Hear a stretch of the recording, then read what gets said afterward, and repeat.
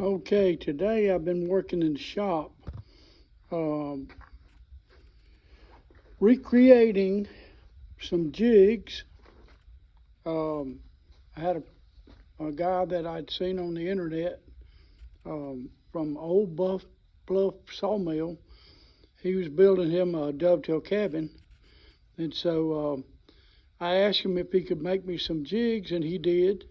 And so what I did is I recreated them uh, where I wouldn't mess up the originals, and that way I could always have something to refer back to.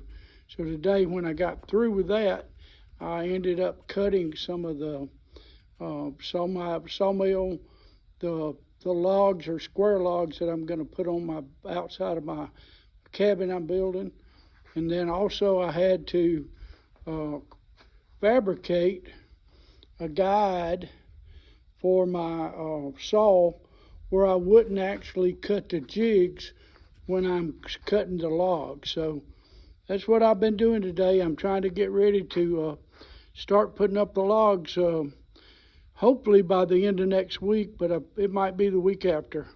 So hope everybody enjoys this video.